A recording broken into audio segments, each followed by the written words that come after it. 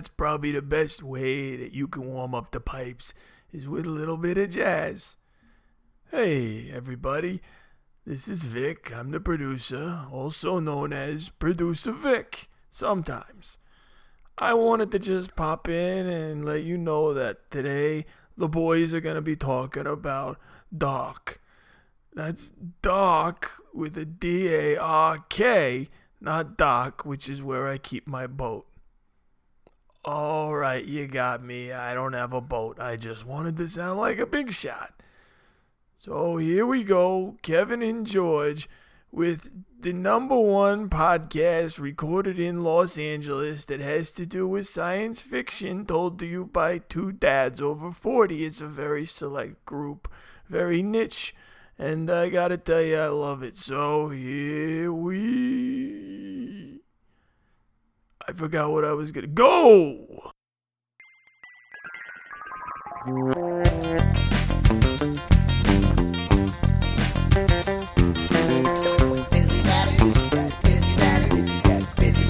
Sci-Fi. Busy daddies do sci-fi. Busy daddies do sci-fi. Busy daddies do sci-fi.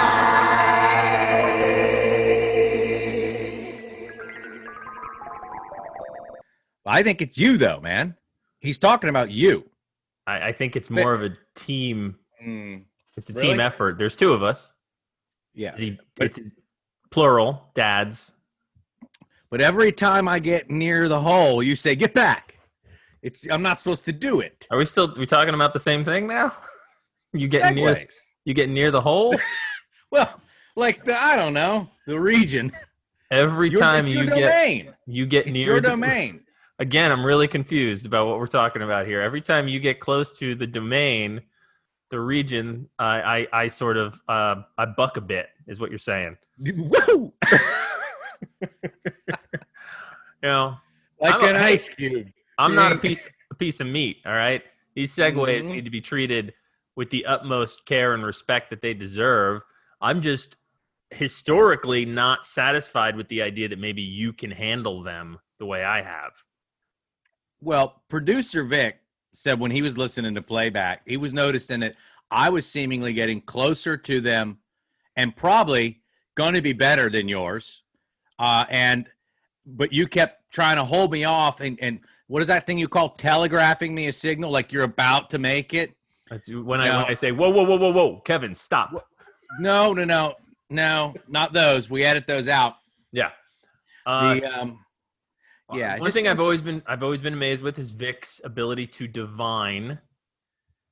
Seemingly out of nothing, he's been able to go, yeah, I believe Kevin. I hear you coming at it, and I believe it might be better than what George is going to produce. So maybe give him a shot.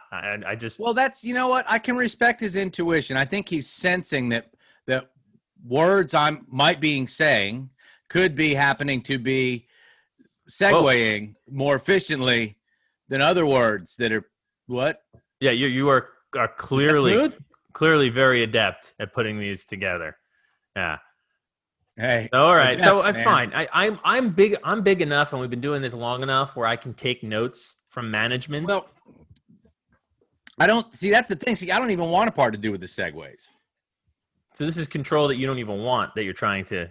I was just look. This started with, "Hey, what'd you think of Vic saying that maybe I should be doing segues?" I don't want to even do them. No, this is already off to a fantastic start. Thanks, No, Vic. it's murky. It's murky. It's murky. All right. Again. I think Vic would have picked up on that. See, that was one of those words.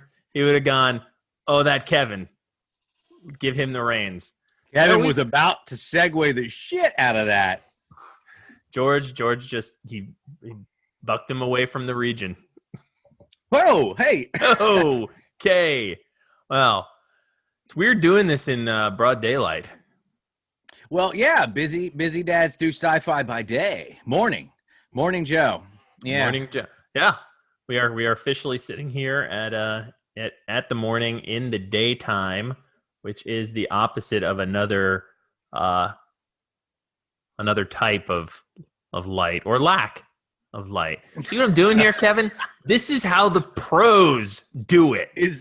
So see, you're dancing all around the hole. You come right up to the hole. You look it in the face. You say, "Listen, man, I'm going to show you who's boss right now." Okay? These segues, for those who are new, the uninitiated, are an integral part of this program. Historically, I have been responsible for them. And you know what? I don't know why I was picked by God, but here we are. Okay? So I do what I do with it, pretty much everything else. I look at the situation and I do the best I possibly can with what I have. Mm-hmm. Today is going to be no different. Even though the area is well lit, so you won't be groping. Stop it. What? Opposite of light. Opposite of light.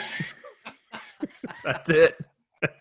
If you can't get it, You shouldn't. I'm surprised I think Vic would have picked up on that too. Vic, he picks up a lot of things and puts them in his pocket. Man, he jingles. That guy. Like, you ever get really close to him while he's walking? I mean, it sounds like in one pocket he's got about $14 worth of change, and the other pocket you just know is filled with salt packets he took from Wendy's. Absolutely. Do you remember when he made intern Tony do his laundry? Yeah. He had a shoebox filled with the remnants of what Vic did not take out of his pants. Tony was handy though. So he did fix that dryer after it fixed broke. The dryer afterwards. He pulled so many rubber bands and lots. You know, Vic's a breast pocket guy. Not a lot of people utilize their breast pocket in the same manner that Vic does. You know, like, you look at his short sleeve button down shirts and he's got, I think, a secondary wallet, a calculator, a couple different pens. Usually and brass knuckles.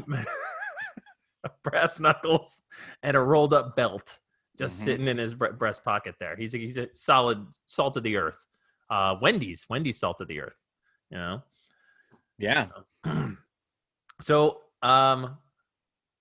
you know, Kevin, once in a while, we get treated, you know, there's a lot of people say we're in the golden age of television right now.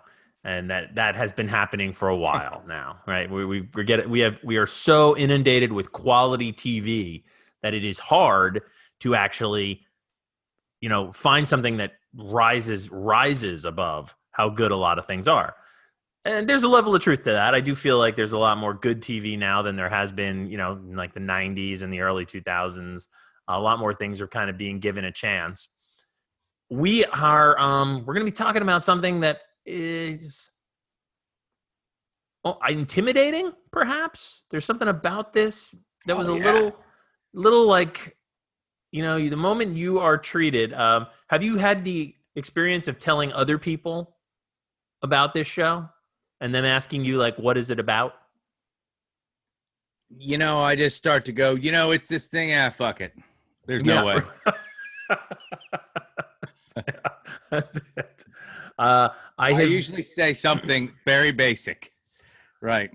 I have utilized it's a little Twin Peaksy, but even that is kind of inappropriate, especially past the first season. You know, like, I felt like that comparison sort of falls away in the. There's a riff that makes it Twin Peaksy, I think. I agree with that. There's a bit of a Twin Peaks meets The Killing meets, I mean, some of the best time travel fiction I've ever seen is kind of where this one lands. And I mean, damn it, who are we today? Who are any of us? Well, who are? Right? I don't know. Are you old, Kevin, or are you young? I'm middle-aged, Kevin. You think? Yeah. I think. No, I've got the scar on my neck to prove that I was hung in the future. Right. But you have no idea whether or not your mother, who doesn't know that you're her son, is going to kill you tomorrow. You know, like. Yeah, but she's good looking. Wait, What's that have to do with anything? Well, you don't know either. So I don't know. You don't know whatever might happen. I don't know. So, Yeah. Hey, just be willing. Just be willing and open. That's it. You know, Not just honest. like Don't just be honest like about the that. just like the segues, Kevin. Opposite of light. Huh. Mm-hmm. So we're groping around, searching for Twin Peaks. Yeah, you're getting closer. Yeah. Tuning in Tokyo. Yeah. Tune it. That's it. See, this is where the delicate balance comes in. That was a little too on the nose. You know, Is it a delicate balance? right on the nose. Right on the.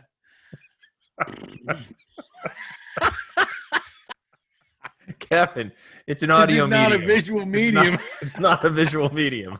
Yeah. The children at home have no idea what I was just privy to. So no, it's the motorboat in the bathtub at bath time. That's all it was. Classic bathtub motorboat. Yeah. Well, let's remember that we might have another BDDSF down the line there. Bathtub.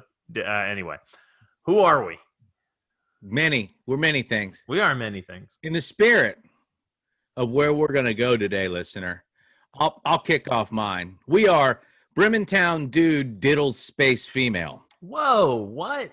Whoa. I thought we decided that was a little too blue. Oh, is that why?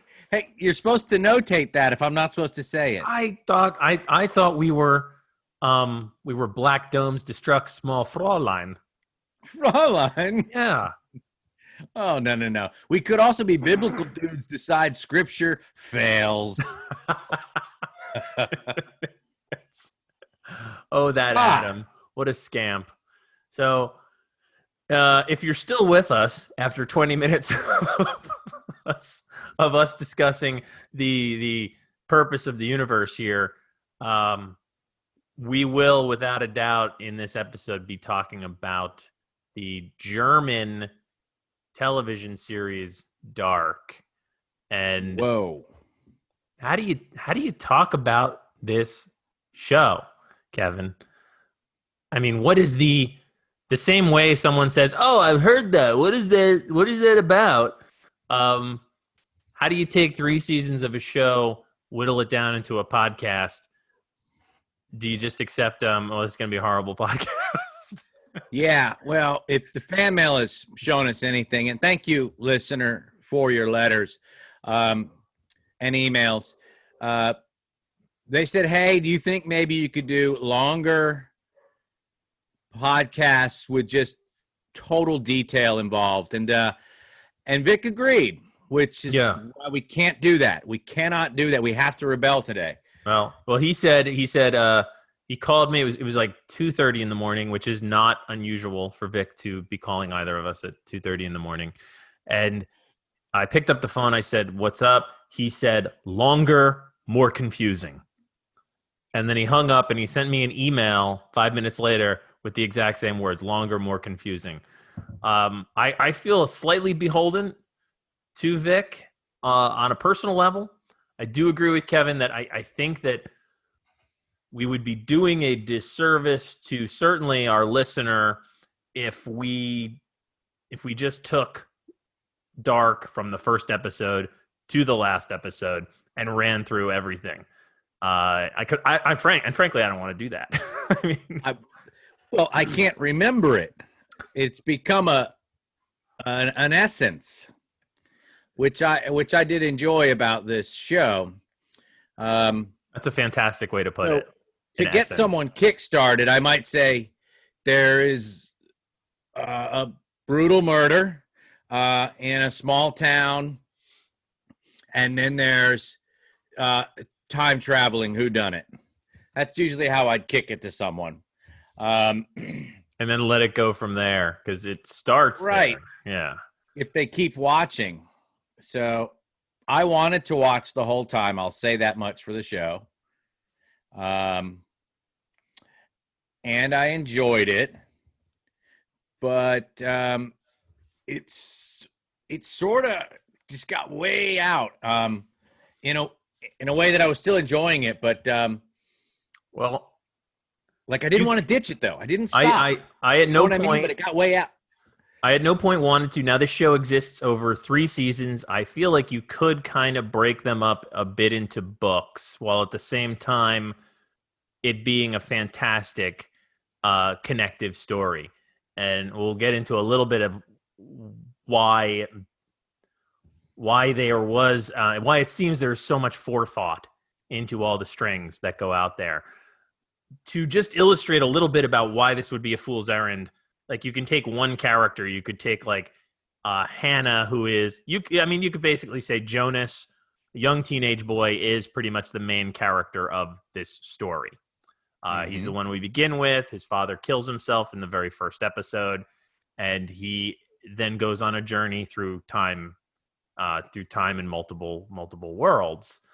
And through the course of 3 seasons, his mother, we start with her as a widow.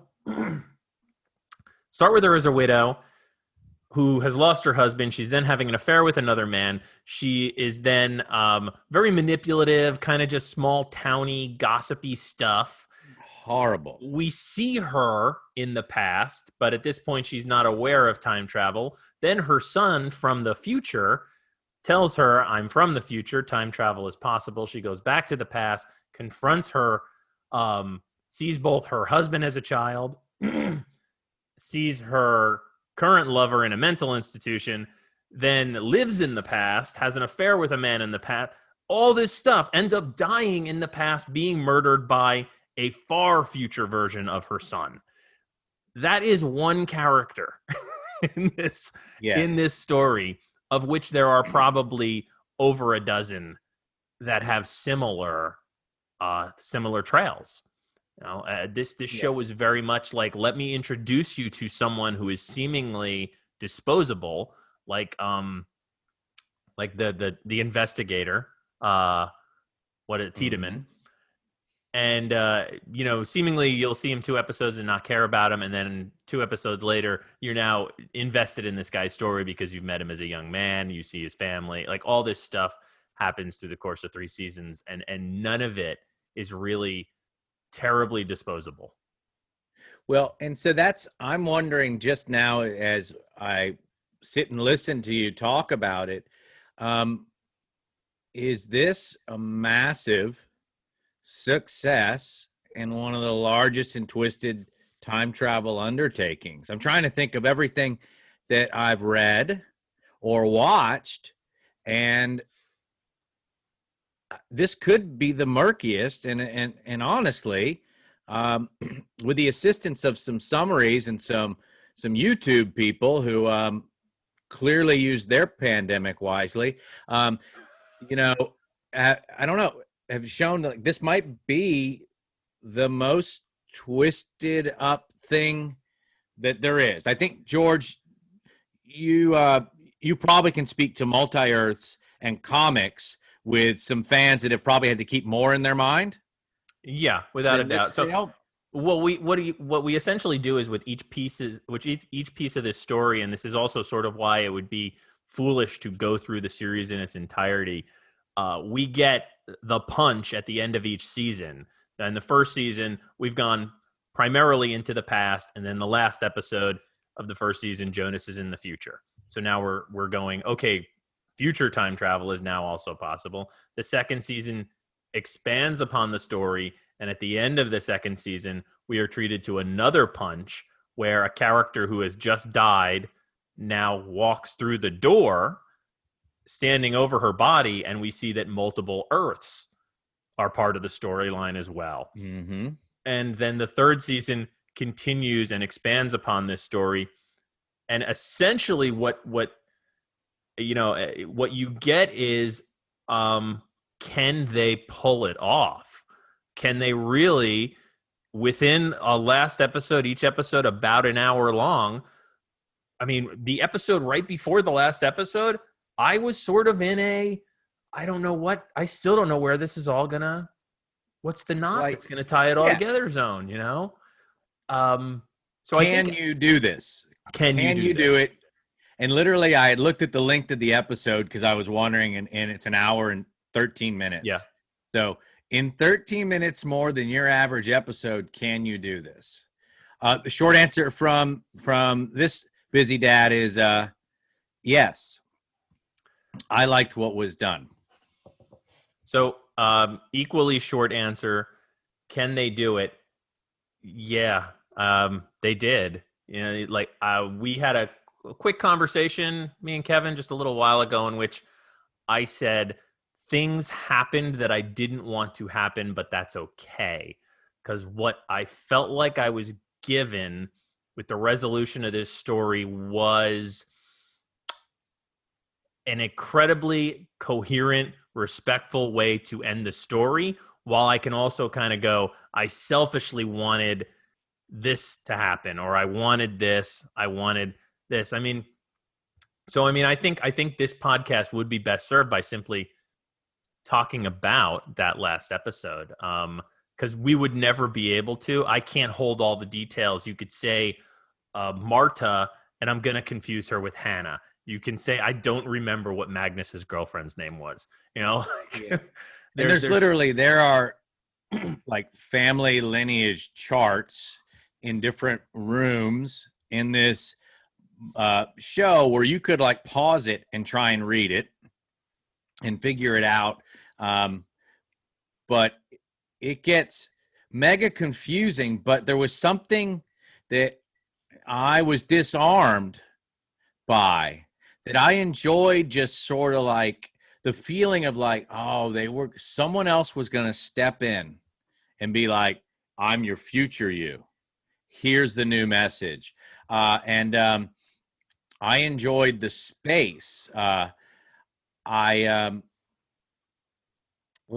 at the same time, I felt there was a level of a little bit of fatigue with that.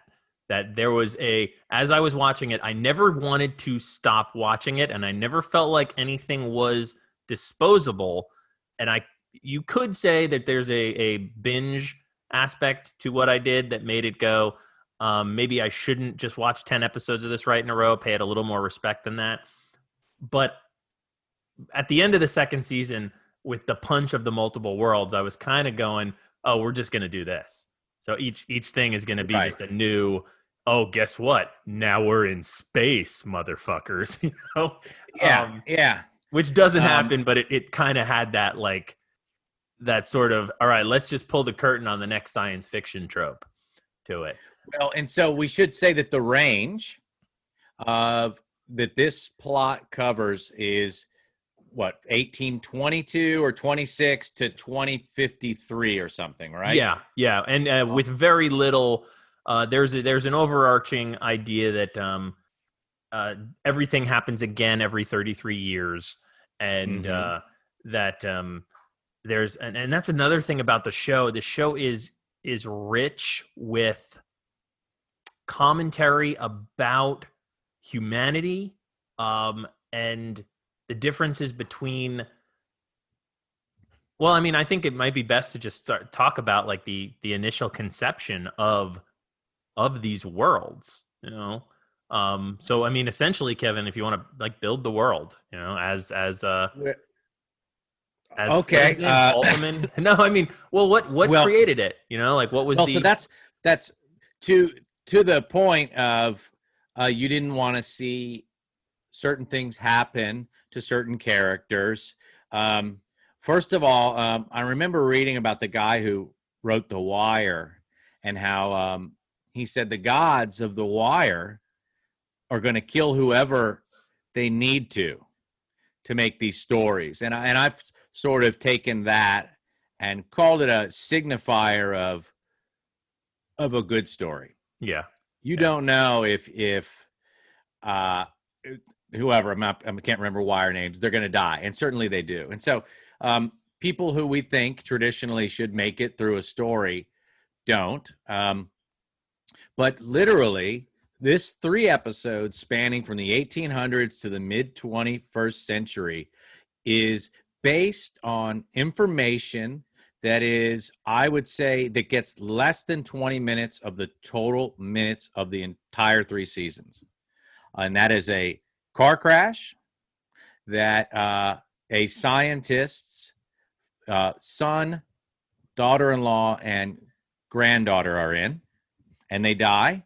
This is in the 1970s, and he sets off to build a time machine, and does, and on first successful test, splits his world into two others, which create the dualities and the second version of the girl who you just saw just get shot. And you enter Dark through one of the worlds, which isn't even the origin world. Yeah. And you watch it go on. And then in the second to last episode, there is one woman who's in this cycle who's figured out that there is a time and place where free will is available. It's at the repetition when the cycle resets. And she says, hey, you've been doing it wrong. Here's what you have to do. Okay. So she has searched for both worlds for infinite amount of times. Yeah. This has happened infinite amount of times. Yeah. Yeah. Now, go ahead. Yeah, go. Just worth so the scientist's name was H.G. Tannhaus. I kind of love that the little H.G. Wells reference there. Mm-hmm. And one thing that we get treated to, and why I think while I was watching this last episode, I was kind of going, these last couple episodes, I was kind of going, oh, this is a cheat. What they did was they have these two worlds. They can't reconcile the differences in them. So they just created a third world from which the two worlds sprung. But it's very unfair and limited in my thinking to go, it's a cheat, because it's a reveal, essentially. We get granted, and you can look back at the entire series and see all these trails leading to the idea that this was, there's so many paradoxes in these two created worlds that there was really no choice but to go. They sprang from one accident on a origin Earth, and in fiction, I've always loved the idea of the multiverse in DC Comics is this fantastic idea. And they always talk about there having been an Earth 1 from which all other Earths originally sprang. And that if you were to find that, you could basically solve any of the problems in the infinite number of Earths. In this one, we get we get two Earths created out of one. And so, I mean, a great example would be there is a book that H.G. Tannhaus has written called A Journey Through Time. And it informs a lot of characters throughout the series.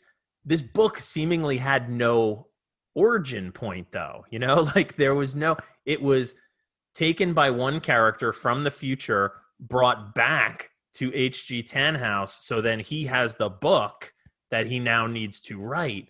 So it's almost like even that, which we get treated to in the first season and into the second season more, even that just lets us know that this all had to come from somewhere. This all had to come from some original spot. So again, it'd be it'd be unfair to the show to say, well, they just wrote themselves out of a box. And it's like, no, this has been planned. Like there's threads of this all throughout the series. I mean, yeah, I think so. There's times though, it is really tough to be like, wow, there's 1 hour and 13 minutes left. What will they do? And so the cynic could go what you just described, dipping into and then getting out of. But I'm just trying to remember like what my mind did predictively with like certain characters in, I think it's season 1 when you get the bad priest Noah. Yeah. And so my mind's like, well, here's the antagonist. But what happens is, and then you get up close and personal, and then very human things happen. Someone gets a cancer diagnosis, and you sort of get hooked into this story that my mind's used to a smaller time frame. And so you're like, okay, antagonist, bummer thing happens, there's love, and then the season just kept stretching itself out. And so I'm like, well, now I don't know if that antagonist is an antagonist. I never really know who are the good and the bad guys.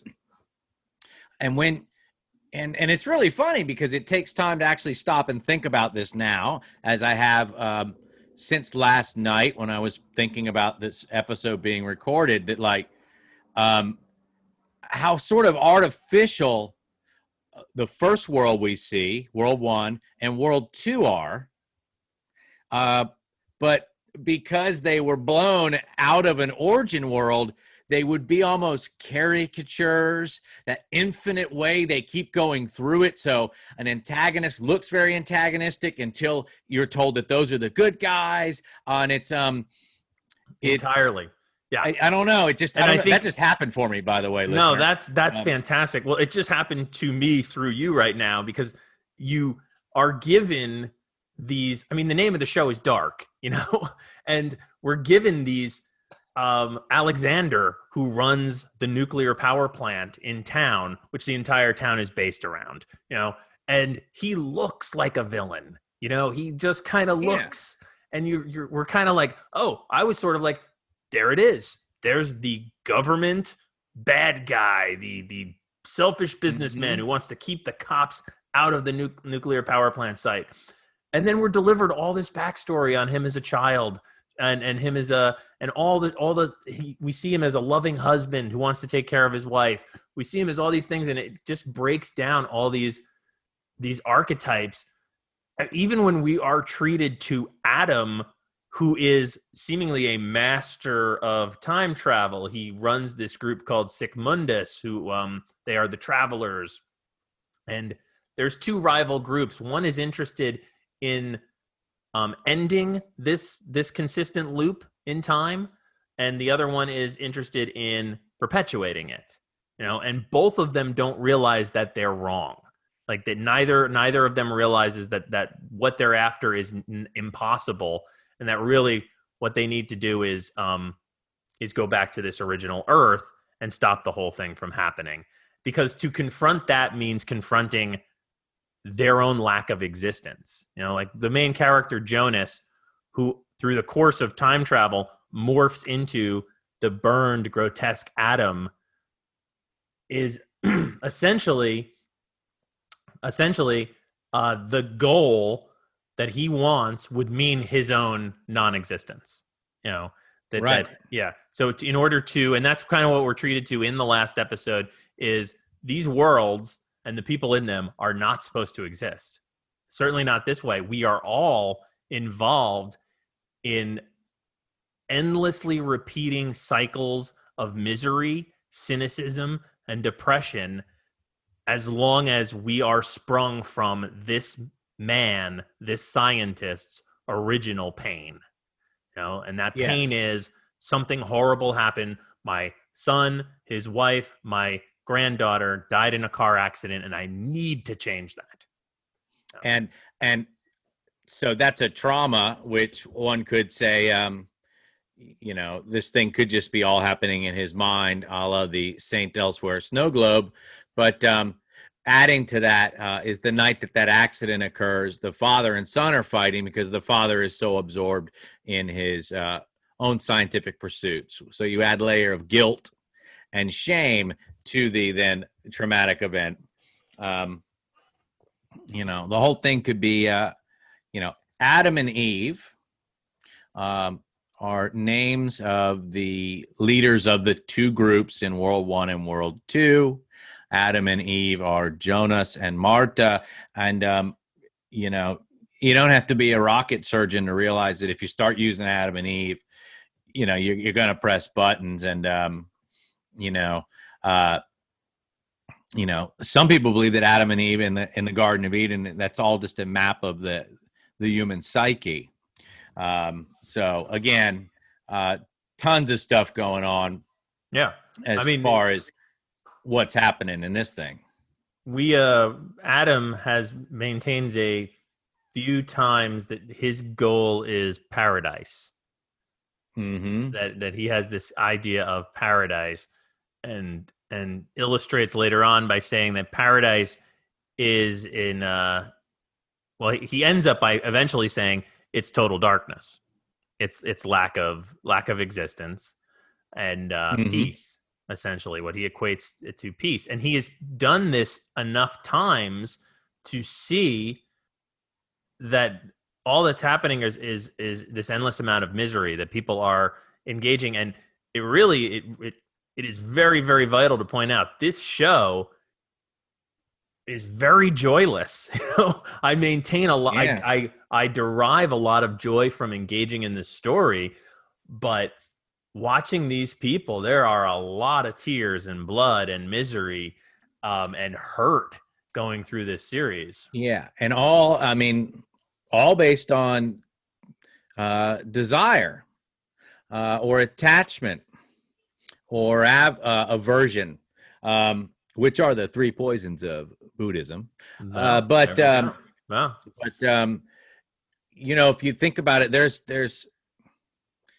a guy named Ulrich who loses his son or loses his brother in one world, and he goes back and thinks if he kills this one person, he's going to stop the cycle. So within a larger two worlds, infinitely repeating, he's got his own aversion, his own hatred going to try and solve something.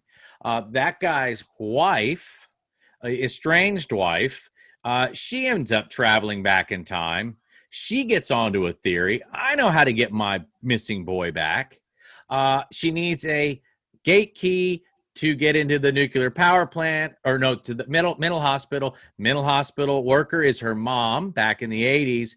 While trying to rob her mom of the gate key, her mom, who we see her in another flashback, being very abusive to the younger woman who's back in time. The mom fights her off and kills her, beats her in the head with a stone. And it's just brutal after brutal after brutal. One of my favorite parts of it, though, is this echo of brutality. This mom abused the daughter. This mom ends up killing the daughter. While she kills her grown daughter from another time frame, goes home with that grown daughter's blood on her hands to the teenage version of that woman who she is abused. Yeah. Like in that episode. Yeah. And, endless suffering. And then, all cool. And the goal being the alleviation of. And how do we accomplish that? The two main characters, Jonas and Marta, realize that in doing so, they will not exist. They are tied to what in this fiction is the knot, which holds these two worlds together. And that untying that knot means their destruction, because Jonas is a byproduct of a paradox. His father is Ulrich, who Kevin just mentioned. And, I find, excuse me, I find it funny that right now we're doing exactly what we said we wanted to avoid doing. But I mean, there's a necessary element to just describing how intricate all this story is and how it is very, very carefully laid out over 3 seasons. We don't get a lot of these reveals until the 3rd season. We don't get a lot of this story until well into what in a lot of other shows, I felt like I was making comparisons to the show Lost a lot, simply because it's a show that brings up a lot of questions and a lot of it hinges on a finale. The result with Lost was entirely different. There were a few things with Dark that I felt were unresolved, specifically the character Clausen, the inspector in the 2nd season. I felt like he was introduced and very vital and had an agenda, and then he just kind of went away. That's really the only example I can think of. But because and minor, I think, but and very minor, yeah. But just yet another example of what I'm now being able to call World 1 and World 2's complete expose on suffering. I mean, that detective is and so this is what though we don't want to go through all these scenes over and over, I'm reminded of some of like my favorite pieces as the episodes revealed it. And that detective, it turns out, is sort of a savant and has a hunch that his brother who went the cold trail for his brother who went missing is in this town. And sure enough, that nuclear power plant guy we mentioned before accidentally killed someone or something, took an identity, and that detective solves that case in there. And again, just very human, up close thing. That right there, with a little bit of time travel, will be cool enough. But like, there's like dozens of them. Yeah. Right. And it begs a little bit of the question of, did it need to be as complex as it was? Like, could they have introduced the threads of the first season, which is just a small town that is seemingly suffering some missing children cases? Kids are showing up in 80s clothes. Could it have just been that with the characters, sprawled out over 3 seasons? I'm really glad it wasn't. Because of what they were able to pull off. Like, we get a first season is essentially expository. Like, we got to set the pieces, and then we're just going to keep blowing it up. And if it all fell apart, it would be a very different story. But the fact that they pull it off the way they do is why I say it's some of the best time travel. And so also this did something. First of all, real quick, you mentioned, I think, that Ulrich was Jonas's father. I think you were mistaken. Mikkel is Jonas's father. Yeah. But anyway, because remember all that mail we get? Yeah, man. We're going to light up now. The phone's already ringing. Yeah. Mm-hmm. Which is amazing. Nobody can hear this. Yeah. But, our phones are on silent. But, I got a ton of unknown I'm very responsible. So on a very human, creative plane, this show did something with casting that is amazing. And so one of the coolest things is trying to, when you are shown someone who's, clearly a character you're supposed to pick up, they're in the future wearing the apocalyptic kind of, scarf and fatiguey look. That's the nuclear winter chic, I guess. You're looking at like bone structure. Yeah. And you're like, oh, wait, that's her, dude. Yeah. That's the deaf girl. And I don't know how you casted that. I wonder if all those people weren't actors or not, but from child to middle age to old age, they do something that my human mind believed brilliantly with faces, and that's just crazy. Yeah, it was actually a conversation which almost came to fisticuffs between me and another friend, in which he was insisting that a lot of those actors were the middle-aged actors in aged makeup. And I was saying, no, man, that it's a completely different Ulrich that's in the mental institution. Yeah. They like, it was noses, eyes, and mouth, and it was dead on. Young Alexander looks just like middle-aged Alexander. And they did a phenomenal job finding these people who were also really good acting. The casting in that show is absolutely amazing. And not even just because of that. Like, there are characters, Katerina, Hannah. I love the look of these people. I love how Ulrich looks. He looks like a small town cop, and he looks like a dad. And then he looks like a small town punk. Yeah, he looks like a small town punk. Yeah, listening to German death metal records, man. Yeah. A fantastic job. And so the resolution that we are given, as I was saying before, means that two characters. I mean, essentially, the two worlds need to fade away. But two characters that we've grown to love, Jonas and his girlfriend Hannah. Marta, sorry, see? Names. So important. They will just drop. They will just go, oh, this is my baby, Charlotte. And this is my daughter, Agnes. And you need to stay a brief of it. You need to kind of keep up with who the heck all these people are. So Marta, they are byproducts of paradoxes. Like, they are exist because somebody went to the past that shouldn't have gone to the past.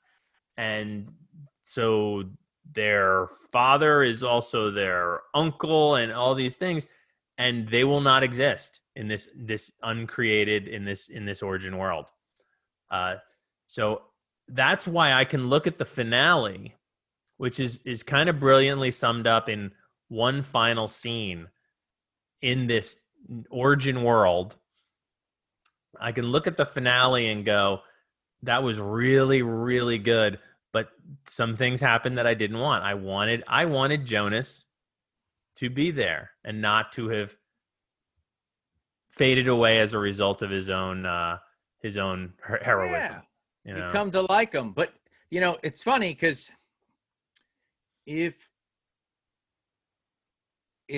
okay, so the inspector of season 2 who just doesn't come back again. So who knows what the rules of World 1 and World 2 are? As a matter of fact, what characters from Origin World actually are real? right? H.G. Tannhaus, his son, his daughter-in-law, and his nephew. I mean, the granddaughter, whose name is Charlotte, who becomes a cop in that town in the World 1. So we don't even know. No, we don't even know. Real characters might be Tannhaus, his son, his wife, and I'm just you might say we are treated to the very last scene we are treated to is in the newly healed Origin World, in which we have. Oh, that's right. Yeah. So we do know at the very least, Peter, Hannah, Peter. So, I mean, there's one character who is a closeted homosexual and is in a fake marriage, essentially. His wife knows, and he's miserable. And every once in a while, he goes and visits this transgender prostitute. And in this healed world now, we see he is now in a relationship with this trans person. Yes. So I mean, and it is very worth noting. It is the only scene in the entire series where there is some level of happiness exhibited. Right. Where these people seem whole. They seem a little bit more together. So by the facts, in Origin World, H.G. Tannhaus, his son, his daughter, his daughter-in-law, Hannah, Peter, the closeted guy with his trans girlfriend, Katharina with no husband, the cop Waller, who had a eye injury in one world and an arm injury in the other. Yeah. And he is, and then there's who else? Oh, and Regina. Okay. So there is 6 people at that dinner table. There's 10 people that might actually truly exist. Yeah. In the repaired world. Yeah. And we don't know. The rest are all spawn of the time machine, which come to that inspector. So who knows what the rules of these places are? The inspector solving his thing might just vaporize out. Yeah, and entirely. Never return, because in the worlds they say it might not all happen the same, but you fuckers are going to suffer. And if you act violent, violence coming your way, and things like this. If you're acting longingly's coming your way. But anyways, the Twin Peaks riff. This small character cop who shows up basically to be one of the only real people in Origin World has an eye injury in World 1, an arm injury in World 2, and it's just one of those Twin Peaks things. It reminded me of Log Lady. I was like, they're not going to tell us what's up with this dude. We're not going to ever get that. Never going to tell you what's up. It's just a dude with an injury. He's got no eye for most of the series, and every single time he is asked about it, something interrupts his story. Anyway, so he basically gets as far as, last summer, and then something will happen. And go ahead. Well, so what if the people who can't tell their truths in World 1 and World 2 are the characters who are sitting at that table? So there's the closeted guy. There's the cop with the injury. Maybe telling their truths is the wrong thing, but what qualifies you to be at that table at the end? Well, we've certainly got what do they go through? We now have, I took Katarina being at that table as and single with no wedding ring on, as she's a wholer person, like She's alone. free. She's free. Regina is not dying from cancer Right. at that table. Hannah is pregnant in a seemingly happy relationship with She was not, right? which she was not. So I mean, definitely an alleviation of misery, I believe, is what gets you a ticket to that table. And this is kind of illustrated when they're a group of people sitting around a dinner table, the lights go off, and Hannah talks about how she had a dream the previous night about the end of the world. The world ended. It was completely black. Everything was over, and it was okay. It was okay that all the pain, all the expectation, everything was gone, which is exactly what just happened to the world for a bunch of other characters that we had gone through 3 seasons with. And also, it's what Adam wanted to achieve. This level of paradise to him was an absence of misery, an absence of suffering. So that's why I look at what happened despite quote unquote losing characters like Jonas. I look at what happened and I go, that's perfect. That's a perfect way to end this series. And the very last line in the show is pregnant Hannah saying, I always liked the name Jonas. So we get a little bit of a piece that this has not, Jonas is not gone. And there's enough ambiguity about who we are, what our existence looks like for us to know, that nothing really ends. Yeah. And then so as far as the judgment of the finale, I mean, I think it's done really well. I didn't even watch Games of Thrones, and I know their finale was a scandal. Finale judgment is real, right? Yeah. That obviously she wants to name the baby Jonas. I mean, that should have worked on you, George, who lost Jonas, right? Yeah. You know what I mean? In a way, and it did. You're a TV writer. Clearly, Yeah. you're thinking about this stuff. And what a great last line, right? Well, I mean, it's one of those things where, but there's other stuff too. There's a moment where Jonas and Hannah are in this weird portal of time thing, and they each experience the other person as a child, seeing them. They each experience. Hannah opens a door when she is a little girl and sees a boy. And that's Jonas in this portal of time, and there's enough in there that's just indicative of all the little, and one of the continuing themes throughout the show is what we know is a drop and what we don't know is an ocean. And right. That I fully accept that, there was no, ending to this show, really, Well, and it's true. When it comes to making babies, just a dabble, do you? Just a dabble, dude. Just a drop. Just a drop. But you don't want to put it in an ocean. That's a little weird. Yeah. Yeah, man. But so those closet scenes, by the way, those were a different tone entirely to the already bizarre doorways that these people traveled in.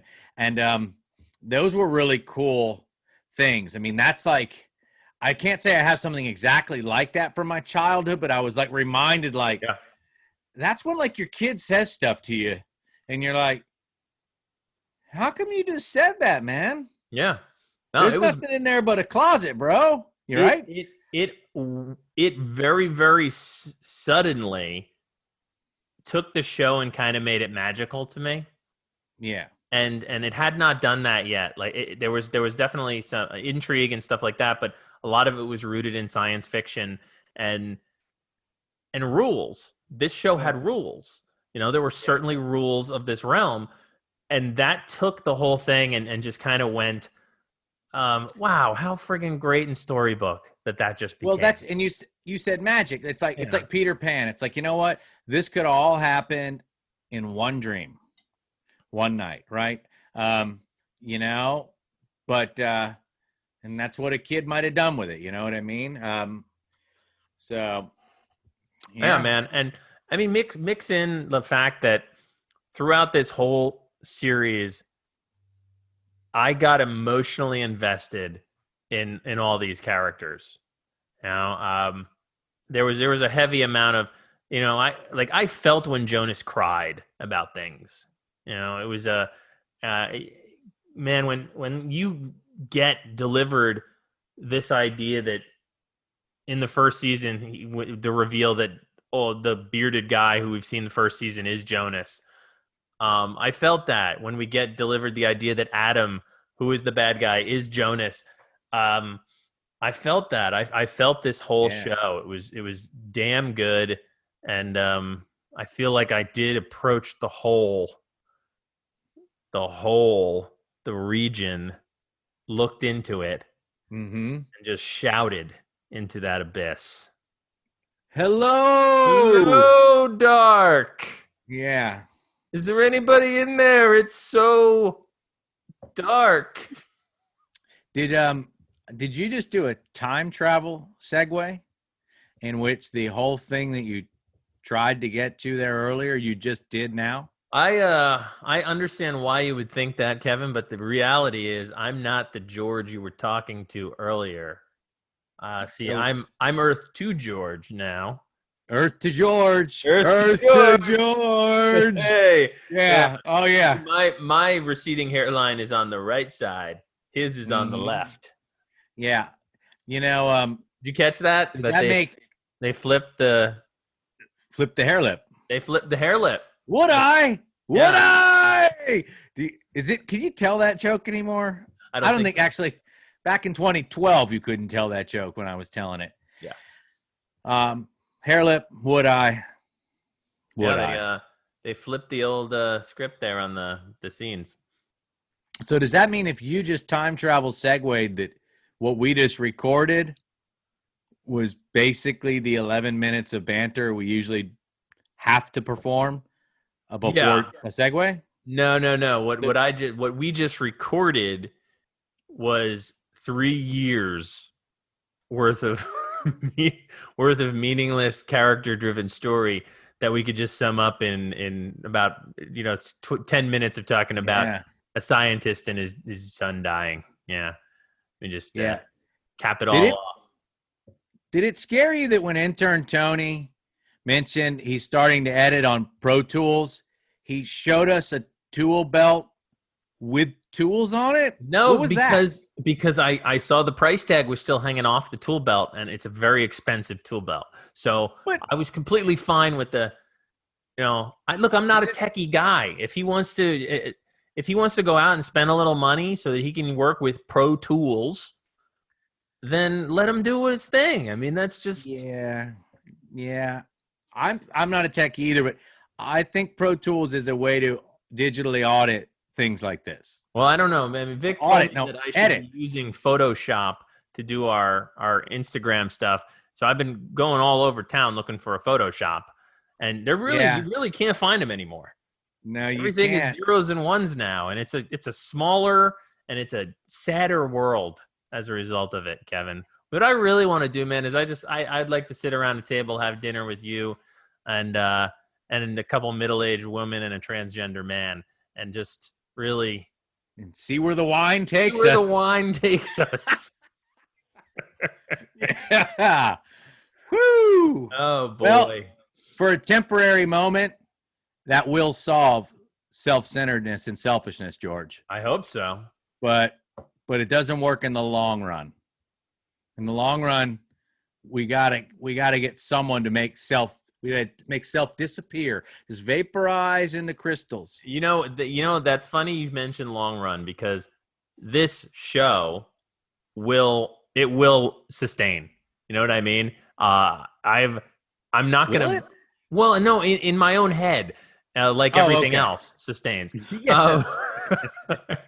Like the way I did the dishes last night. I'm still 23 years old in my own head, but this show, I'm not gonna pick it apart and find like all these little. Oh yeah, that was that was really, really tough to. Yeah, Yeah. it's tough too. Tough Just have too. a naked child break into your room. Tough to naked children just rolling in here. Yeah. Yeah. Yeah. Daddy, is this Lent? I don't know, man. Don't know.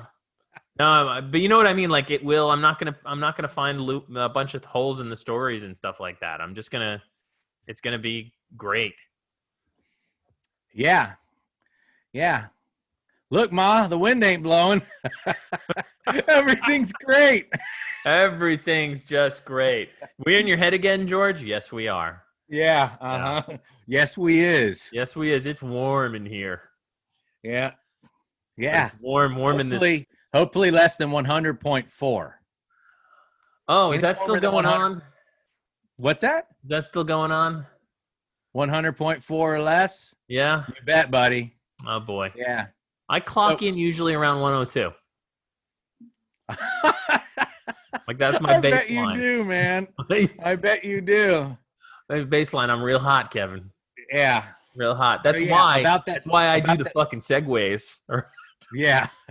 Yeah. It's your accelerated core body temperature. My core body temperature and heartbeat is just. So yeah.